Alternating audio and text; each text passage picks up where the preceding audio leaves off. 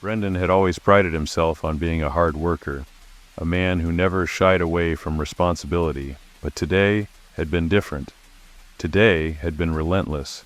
Every minute dragged on with the weight of 1,000 burdens. His boss had been on his back about deadlines.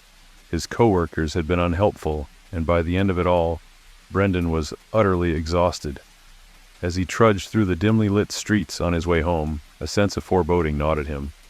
It wasn't just the weariness in his bones. It was something deeper, something darker. The air was heavy with the promise of rain, but the storm clouds overhead refused to break. They hung low, pressing down on him as he walked, his breath coming in short, ragged gasps. Brendan had never felt so tired in his life. His vision blurred, the edges of his consciousness fraying as if the world itself were unraveling. He could barely make out the familiar shapes of the houses lining the street. His home wasn't far now, just a few more blocks, but each step felt like a Herculean effort. Suddenly, a wave of dizziness washed over him, and before he could even process what was happening, his knees buckled. The world tilted and then everything went black. When Brendan came to, he found himself lying in a hospital bed. The sterile scent of antiseptic filled his nostrils, and the soft hum of fluorescent lights buzzed overhead. Disoriented, he blinked against the harsh light, trying to make sense of his surroundings. His body felt heavy, unresponsive, as if his limbs were weighed down by invisible chains. Panic set in as he realized he couldn't move. He tried to shout, to call for help, but his voice was nothing more than a weak rasp. His heart pounded in his chest, the fear rising like bile in his throat. The room was quiet, eerily so, save for the rhythmic beeping of the heart monitor beside his bed. The walls were a muted gray, the kind of color that sapped the life out of everything it touched. A single window offered a view of the night outside, but the darkness beyond only deepened his sense of isolation. Brendan's eyes darted around the room, desperate for any sign of life. It looked like any ordinary hospital room, with its bland, impersonal decor and the faint smell of disinfectant lingering in the air. But there was something off, something he couldn't quite place. The shadows seemed to stretch farther than they should, the corners of the room darker than they ought to be. Then a sound caught his attention, a faint rustling to his right. Straining to turn his head, Brendan managed to glimpse another bed across the room. A man lay there, half obscured by the shadows. His eyes were wide with fear, fixed on Brendan with an intensity that sent a chill down his spine. The man's lips moved, as if trying to speak, but no sound came out. His face was pale, gaunt, and there was something about the way he looked at Brendan, something that made his blood run cold. Before Brendan could react, the door to the room creaked open, and a nurse stepped inside. She was a middle-aged woman, with a kind face framed by wisps of graying hair. Her smile was warm, but there was a glint in her eyes that Brendan couldn't quite trust. "How are you feeling?" she asked, her voice soft, almost soothing. Brendan tried to speak, to ask where he was and what had happened, but all that came out was a weak croak. The nurse leaned in closer, her smile never wavering. "It's okay. You don't need to talk right now. You've had quite a scare, but you're safe here," she said. Her words meant to reassure him, but Brendan felt anything but reassured. His eyes flicked back to the man in the other bed, who was still staring at him with that same haunted expression. The man's lips moved again, more urgently this time, but still, no sound emerged. It was as if he were trapped in some silent nightmare, unable to communicate the terror he felt. The nurse followed Brendan's gaze and glanced at the other patient. For a brief moment, her expression hardened, something cold and calculating flickering in her eyes. Then, just as quickly, it was gone, replaced by that same gentle smile. "Actually," she said, her tone brisk, "we need to move you to another room. This one is being prepared for another patient." Brendan nodded weakly, still unable to speak. The nurse began unhooking him from the monitors, her movements swift and efficient. As she did so, Brendan heard a faint whisper from the right side of the room. It was the man. his voice barely audible, like the rustling of dry leaves. Brendan turned his head again, trying to make out what the man was saying. But before he could understand, the nurse stepped between them, blocking his view. She wheeled his bed toward the door, and as they left the room, Brendan caught one last glimpse of the man. His eyes were wide with desperation, his mouth opening and closing as if struggling to force out the words that wouldn't come. But Brendan was too tired, too confused to care. The nurse pushed his bed down a long, dimly lit corridor, the wheels squeaking softly against the polished floor. They passed several closed doors, the numbers on them blurring together in his mind.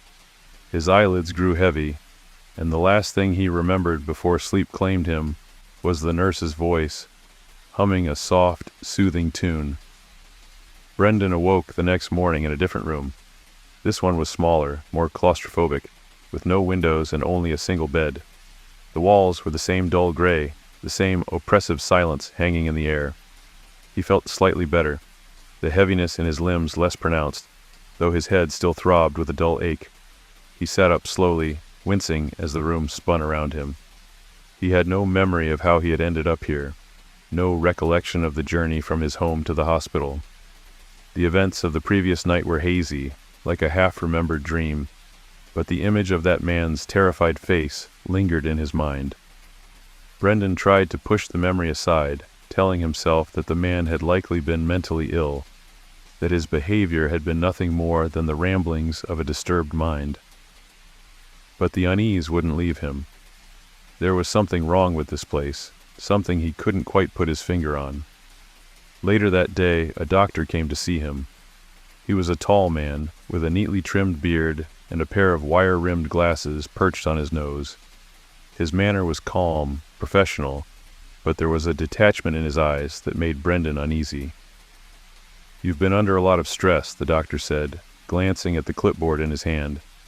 "It's not uncommon for people in your situation to experience episodes of extreme fatigue or even fainting spells. Your body simply needed to shut down for a while to recover." Brendan nodded, though the explanation did little to alleviate his concerns. "When can I leave?" he asked, his voice still hoarse. The doctor smiled, but it didn't reach his eyes. "Soon, but we need to keep you here for a few more days, just to make sure you're fully recovered. Don't worry, you're in good hands." Brendan wanted to protest, to tell the doctor that he felt fine and just wanted to go home, but something in the man's demeanor stopped him. There was a finality in the doctor's tone, a subtle warning that made Brendan hold his tongue. The days passed slowly, each one blending into the next. The more time Brendan spent in the hospital, the more his unease grew. The staff was polite, almost too polite, and the other patients he saw in the corridors seemed distant, their faces blank and unresponsive. It was as if they were all going through the motions, acting out roles they had been assigned, but without any real emotion behind their actions. And then there was the strange sense of isolation. Brendan's room was far from the nurse's station, at the end of a long, narrow corridor that was always eerily quiet. He rarely saw anyone pass by, and when he did, they moved quickly, their heads down, avoiding eye contact. Despite the doctor's reassurances, Brendan couldn't shake the feeling that something was terribly wrong. He tried to convince himself that it was just his imagination, that the stress of his job and the strange circumstances of his arrival had left him paranoid. But deep down, he knew there was more to it than that. It was late one night, after days of restless sleep, that Brendan was jolted awake by a sound. It was faint, barely audible, but in the stillness of the hospital, it stood out like a scream. It was a scream, he realized, though muffled and distant. Brendan sat up in bed, his heart racing. He strained to listen, trying to pinpoint where the sound was coming from. It seemed to be coming from somewhere below him, from the lower floors of the hospital. The sound sent a chill down his spine, a primal fear taking hold of him. Curiosity and dread warred within him, but the urge to know what was happening won out.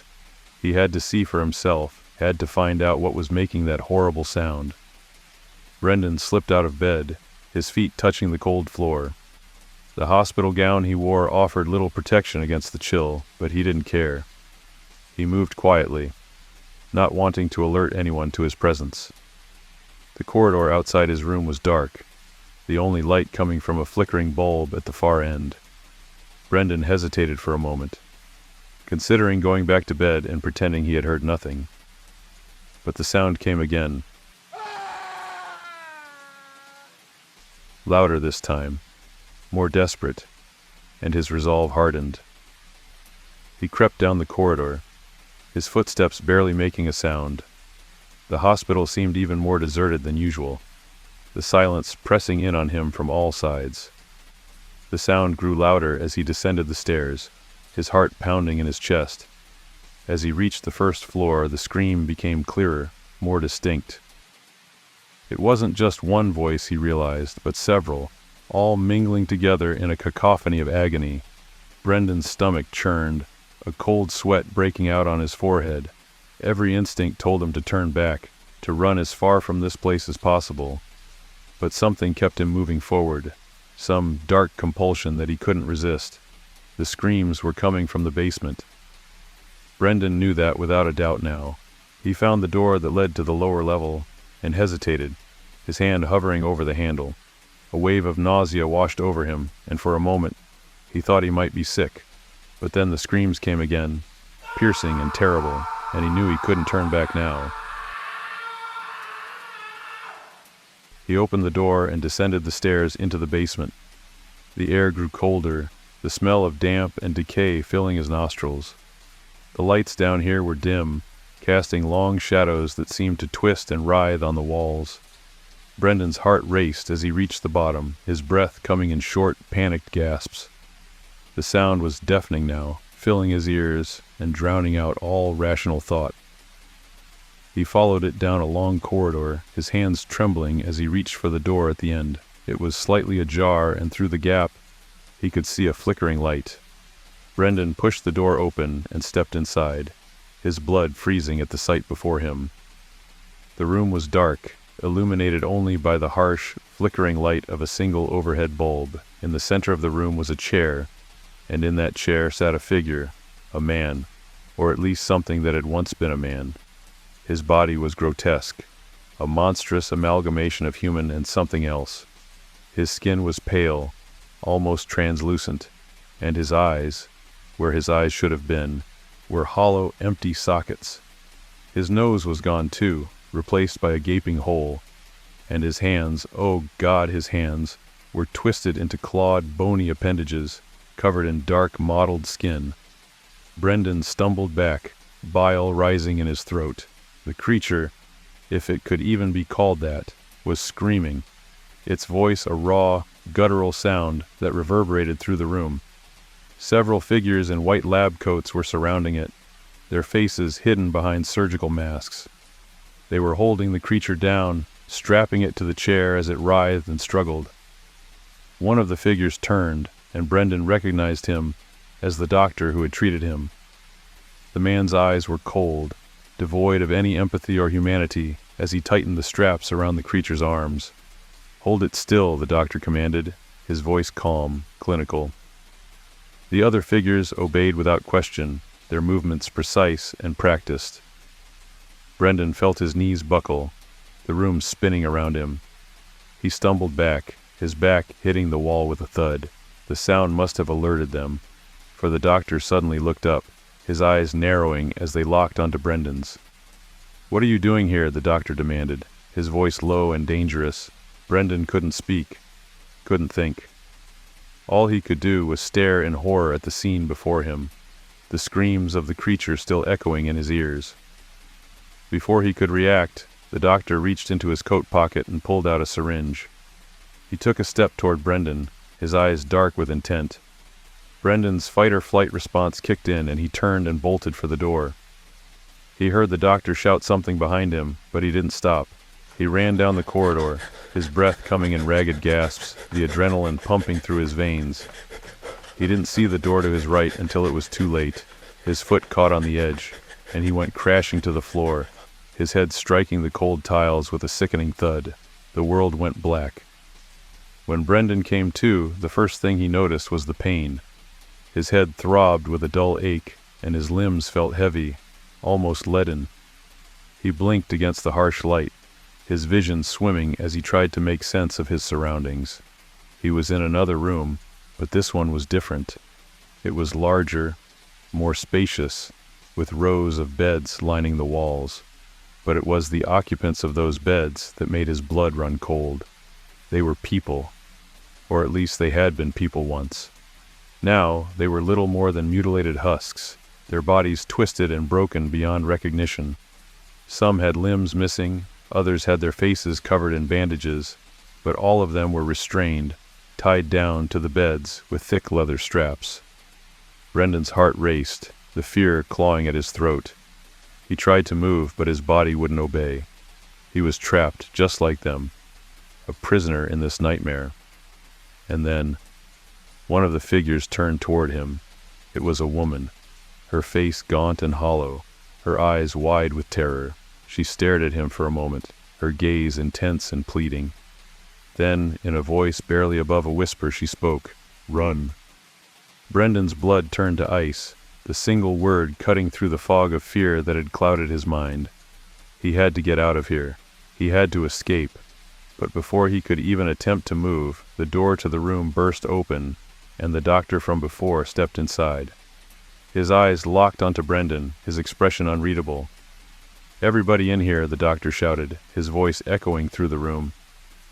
Brendan's heart pounded in his chest as the door behind the doctor opened, and several more figures in white lab coats rushed in. They were coming for him, he realized, with a jolt of terror. They were going to do to him what they had done to those poor souls in the beds. In a blind panic, Brendan pushed himself off the bed, his muscles protesting the sudden movement. He stumbled toward the door, his legs weak and unsteady. But the figures were closing in on him, their faces expressionless, their movements precise and methodical.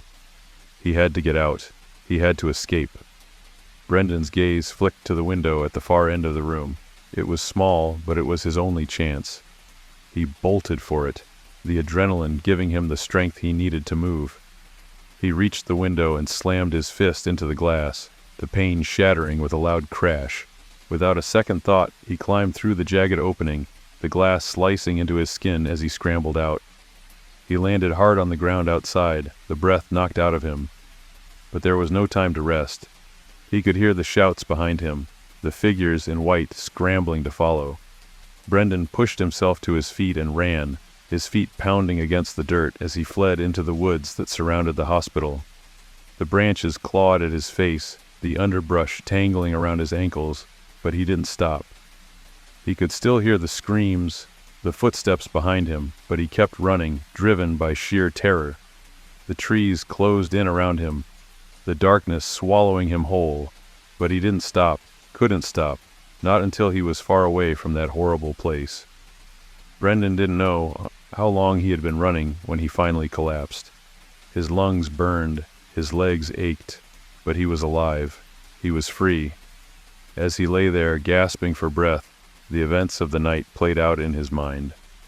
The hospital, the creature, the mutilated patients. It all seemed unreal, like some twisted nightmare. But the pain in his body, the blood on his hands, told him otherwise. It had been real, all of it. Brendan forced himself to his feet, his entire body protesting the movement. He had to keep going, had to find help. He couldn't stay here, not in these woods, not with the memory of those screams still echoing in his ears. He stumbled through the forest, his steps unsteady, but he didn't stop. Finally, after what felt like hours, he reached the edge of the woods. Beyond the trees, he could see the lights of a small town, a beacon of safety in the darkness. Brendan staggered into the town, his mind numb with exhaustion. He made his way to the nearest police station, his body trembling with fatigue and fear. The officers there took one look at him and rushed to his side, their questions coming in a blur of voices. His words tumbled out in a panicked rush, descriptions of twisted experiments, the screams of tortured patients, and the cold, detached doctor who had tried to trap him. Over the next few days, the police launched a covert investigation. The hospital was swiftly shut down, its operations halted, but the full extent of what had been happening there was kept tightly under wraps. Brendan was called in again, where the lead detective, his face grim, explained the situation. The hospital, it seemed, had been involved in the illegal development of biological weapons. What Brendan had seen was just the tip of a monstrous iceberg. The authorities decided that it was better for the public not to know, fearing widespread panic. The people truly responsible had vanished, leaving behind only a handful of doctors and nurses. They claimed they had been forced into the gruesome work under threats to their families. A few were jailed, but it did little to ease Brendan's mind. He didn't care anymore. He was alive, and that was enough. He returned to his old life, trying to forget. But the fear from that night lingered, a shadow he could never quite escape, a memory that haunted his every waking moment.